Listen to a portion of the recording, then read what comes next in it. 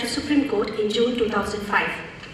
During these past 5 decades in his illustrious career, Justice Hegde has held very important positions, many of them giving firsts to his credit. He was the first to be appointed from Karnataka as Additional Solicitor General of India in November 1989 and held the office for 11 months. He was appointed as Solicitor General of India in 1998 and till date he is the only person to be appointed from Karnataka. He was appointed directly from the bar as Judge of Supreme Court of India in 1999, one of the only 4 persons to be appointed in the history of Indian Supreme Court. He also served for 1 year from 2005 till 2006 as Chairperson Telecom Dispute Settlement Appellate Tribunal, New Delhi. Appointed as Lokyukta of Karnataka State and the provisions of Karnataka Lokyukta Act 84 for a term of 5 years from August 2006, Justice Santosh Hegde, with his bold and unparalleled decisions and actions, stirred the revolutions against corruption. In recognition of his exceptional contribution to the sorority of law, he is conferred the Honorary Doctorate of Law by the University of Mangalore, Karnataka State Open University, Mysore, and the Tumkur University, Tumkur. Honorable Mr. Justice S. Santosh Hegde, I, on behalf of the entire Tamil community, Academy of General Education, and on my personal behalf, extend to you a very warm and cordial welcome and hope to have your benign association with us in future too. Thank you, ma'am. I request Justice Santosh Hegde to tell his lecture. Respected Dr. Ramdas Pai, Dr. Ashin Natarajan, dignitaries present, most importantly, my dear students, I'm really honored to be invited to deliver the 30th T.A. Pai Memorial Lecture today. T.A. Pai, though younger than my father, was my father's contemporary. He was a true statesman. We have a lot of politicians today, but very few statesmen are there. That has been the bane of this country. I've chosen this subject, what is left of democracy in India, because I felt somebody should start a dialogue about what's happening in this country after our forefathers and members of the Constituent Assembly drafted such a wonderful constitution, which we, the people of India, adopted on 26th of January 1950. The constitution created 3 organs: the legislature, the executive, and the judiciary. Have these organs lived up to the expectations of our forefathers is the main question. It is in this background I chose this subject so that a debate can ensue. I may be wrong, I'll be happy if I'm wrong, but I want to start with the debate on India level by delivering this lecture today. I dedicate this lecture to the memory of late T.A. Pai, whom I respect very much. Even before India became independent, in anticipation of the great event of independence, a Constituent Assembly was constituted consisting of members from different parts and sections of the Indian diaspora to draft a constitution which was to be a sacred political document of the country. This assembly met for the first time on the 9th of December 1946 and continued its sitting till 24th of January 1950. Factually, the draft constitution was ready before the last sitting of the assembly, and the same was adopted by the assembly on the 26th November 1949 itself. The day of adoption of the constitution is now being observed as the Law Day throughout India. There was elaborate discussion in regard to the contents of the Constitution of India, and the end product came out to be a great political document ever produced. it can be compared to any holy scripture. It is in this document we adopted the democratic republic as the political form of governance. In simple terminology, democratic republic is a political system in which country is governed by the supreme power of the people collectively through their representatives. This type of governance is also referred to as the government of the people, by the people, and for the people. The bedrock of this system of governance are three organs, namely legislature, the executive, and the judiciary. Though the Constitution did not specifically provide for the separation of power within these three organs, it is clear from the various articles of the Constitution, followed by judicial pronouncements, that except to the extent specifically specified in the Constitution, these organs function separately and within their specified area in the Constitution. Our Constitution framers spent considerable time while creating these three organs and making provisions for their functions. They placed considerable hope on these three organs in the discharge of their duties for the benefit of the people of this country. Now, about 63 years have gone after the country accepted the Constitution of India. The document has withstood many an onslaught and attempts to distort its original intention. But in reality, many justly feel that the benefit that ought to have devolved upon the people of India in the last 63 years has slowly and steadily diminishing.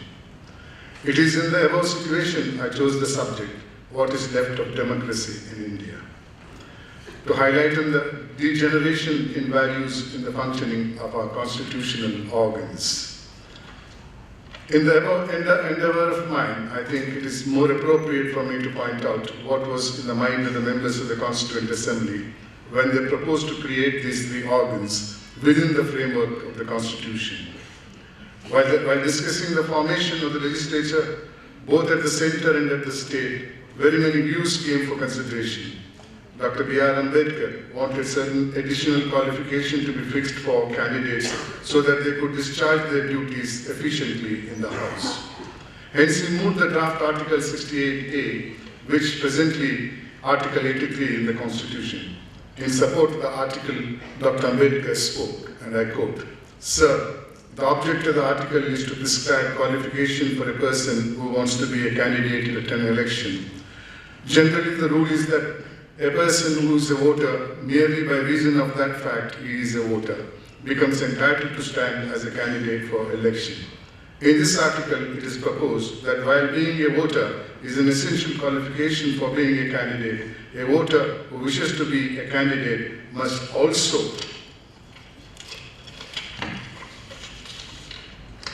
satisfy some additional qualification. These additional qualifications are laid down in new Article 68A. I think the House will agree that it is desirable that a candidate who actually wishes to serve the legislature should have some higher qualification than merely being a voter. The functions that is required to discharge in the House require experience, certain amount of knowledge, and practical experience in the affairs of the world. And I think if these additional qualifications are accepted, we shall be able to secure proper sort of candidates who would be able to serve the House better than mere ordinary voter might be, unquote. But taking into consideration that at that point of time, almost 80% of the Indians were illiterate, and by fixing any educational qualification, the Constitution will be keeping a large section of the population of India out of political governance. Hence, the proposal for fixing the minimum qualification in the Constitution was dropped. Similarly, apprehending the likely fall in the probity in public life, Professor K.T. Shah moved an amendment to the Article 68A. In the proposed amendment read thus, and I quote, "It was proposed no one shall be appointed minister or a deputy minister or a parliamentary secretary who has been convicted of treason or any offence against the sovereignty, security, or integrity of the state, or of any offence involving moral turpitude and of bribery and corruption." Unquote. The debate on this amendment indicates, even at that point of time of discussion in the Constituent Assembly, there was an apprehension that members of the legislature might be guilty of bribe and corruption.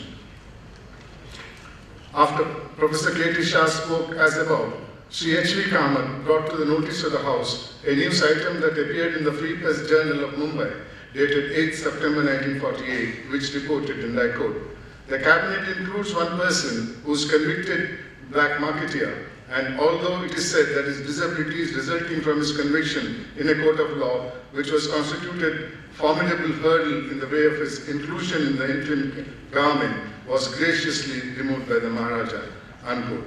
The above discussion further shows that the Constituent Assembly was concerned about the character and property of the prospective occupants in the Parliament or Assembly.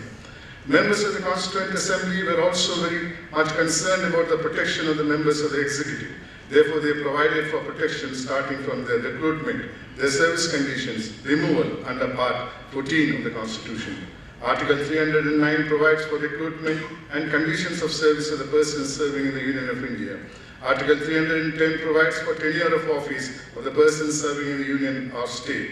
Article 311 provides for dismissal, removal, or reduction in rank of persons employed in the civil capacities and, of the Union or the state.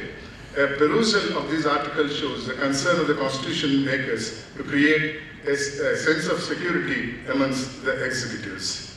So far as the superior judiciary is concerned, the Constitution provided for insulating that institution in many ways, thinking that the same should be independent and fearless. The Assembly took it for granted that the probity of the members of the judiciary, expecting the same to be inbuilt in the system. In the above background, I would like now to discuss how the above three organs have maintained the confidence of the people in them, reposed by them, by the Constitution framers in the present day context. From the above, it is clear that the Constituent Assembly wanted the institution of legislature, the executive and judiciary to be such institutions that would provide people a friendly and honest institution. My experience shows that for about 2 decades after the declaration of democracy, the above institutions almost fulfilled the desires of the Constituent Assembly. Alas, this attitude of, and I quote, "If I cannot serve, let me not damage," did not continue for long.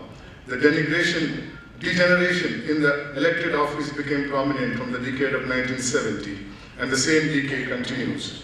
Thereafter, the elected officers ceased to be the office to serve the people, but they became the office to peddle power. So much so at present, when we read about the election expenditure, one doubts whether the election expenditure is an investment. If it is an investment, certainly investor must be expecting a return. In this process, the democratic purpose of serving seems to have become a business. Though perks of office have increased over the years, about which no one can grudge, the constructive work of the elected body has proportionately decreased. It is reported that it costs 1.23 crores to run a day session in the Parliament, which if calculated in minutes, it comes to 23,085 rupees per minute of the Parliament session. In return, what work the members of the Parliament do is reflected in the statement of then the Honourable Speaker, Mr. Somanath Chatterjee, made on the 19th of February 2009. When some members of the Parliament stormed the well of the Lok Sabha, shouting choicest expletives, the Honourable Speaker then said, and I quote, "You do not deserve 1 paise of public money. I think Parliament should be adjourned sine die. Public money should not be spent on useless allowances for you. I express my greatest annoyance and condemnation," unquote. If the Speaker of the highest legislature in the country is driven to comment on the members of the Parliament as above, it really reflects the state of affairs in the Parliament. The Constituent Assembly expected the elected members of different legislatures to be men of high character, morality, and people who uphold the dignity of the House. In this context, the said Honourable Speaker was reported to have commented, and I quote, "All of us in Parliament need to be concerned about its disorderly behaviour in the House and endeavour to restore true democratic culture into the functioning of these institutions. Once people lose faith in the system, no force, no army can help save the system. You are not serving the people by shouting, 'Look at your behaviour. You are threatening. I am not going to accept this. You should know how to behave in this House,' unquote." Continuing further, in Hindi, which if translated, it means, quote, "They don't read anything, nor do they listen," unquote. He even compared the 0 hour of the parliament to be the most unruly hour. Statistics show in 2007, Rajya Sabha passed 32% of the bills, not including financial bills, with little or no discussion. The percentage of bills passed with almost no discussion in Rajya Sabha increased from 26% in 2005 to 32% in 2007. During the same period, the number of bills on which substantial debate took place reduced from 29% in 2005 to 24% in 2007. Out of the 485 Lok Sabha MPs, which did not include ministers, only 107 spoke on some legislative issues in 2007. Of these, 89 members spoke 3 times or less. 12 MPs spoke about 4 or 7 times, and 6 MPs spoke 8 times or more in 2007. While addressing the 14th All India Whips Conference in February 2008, the Vice President of India stated, and I quote, "The single most important issue of concern today is the decreasing credibility of our legislators as the effective institution capable of delivering public good and contributing to the effective formulation of law and public policies. Instrumentalities at the disposal of the legislatures had either been blunted or become dysfunctional." Above statistics and quotes are extracted from the article written by Sri Jogendra Singh, former director of CBI. While this is what the elected representatives contribute to the legislative process, it cannot but be noticed the background of the elected representatives.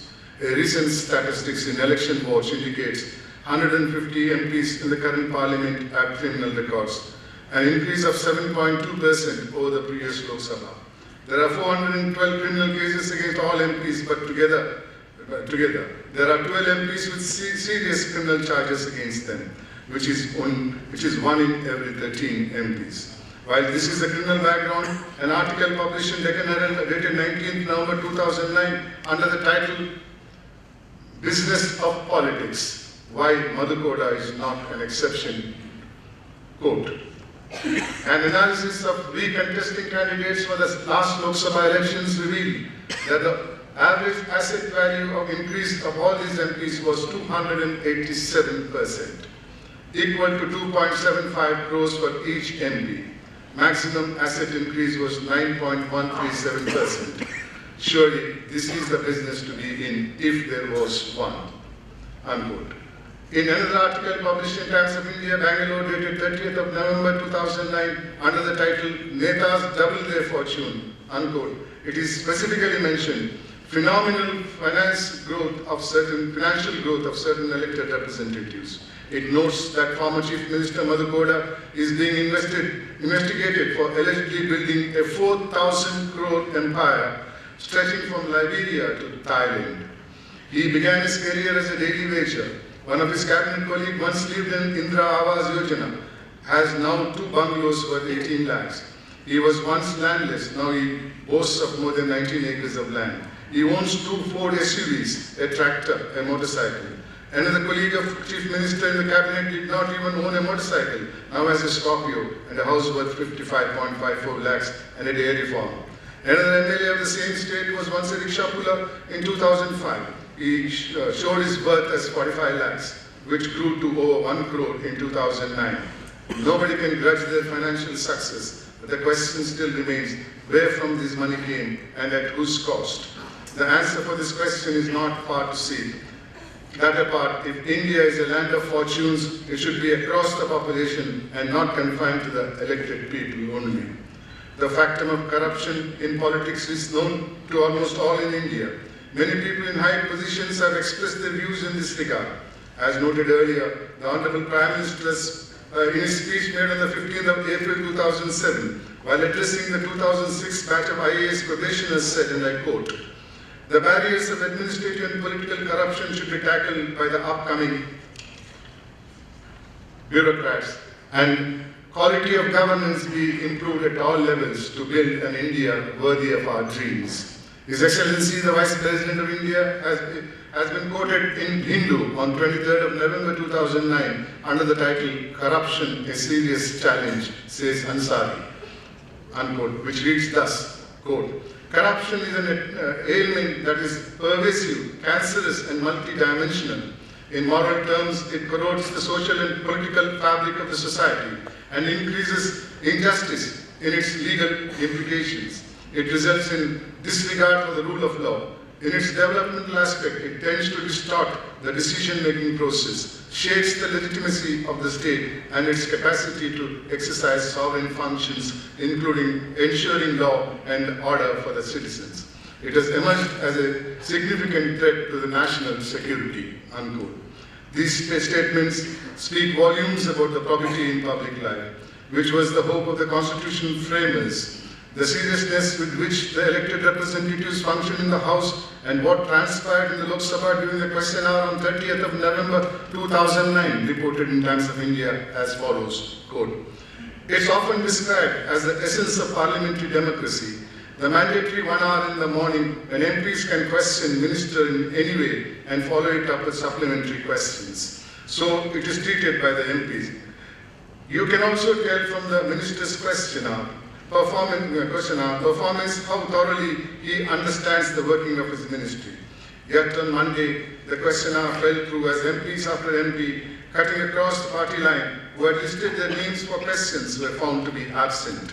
No one can quite recall if this has ever happened in the past. While old-timers say this is a very rare occurrence, to most it seemed another shameful point to the lack of seriousness with which our MPs take their job. There were as many as 34 MPs who had submitted questions but were found absent when the Lok Sabha Speaker Meera Kumar called out their names. Among them was Varun Gandhi, BJP, Madhu Koda, Yakshi, Shruti Chowdhury, Congress, Shivaji, Adal Rao Patil, Shiv Sena, Rajiv Ranjan Singh, JDU, Prabodh Panda, CPI. Barely 30 minutes into the question hour, Speaker adjourned the House in frustration. She later regretted the absence of such large number of members. As usual, 20 questions were listed for oral replies during the hour-long exercise, but just 3 were taken up with supplementaries when the House stumbled upon a long list of truants.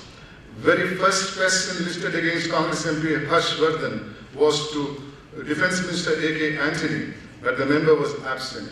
This set the trend for the day. The third question listed by Pulin Bihari Baske and Jaya Prada also fell through as both the members were absent. Next one was asked by Adil Chowdhury along with supplementaries from Sanjay Nirupam and Menaka Gandhi. And then there was a void. Meera Kumar went on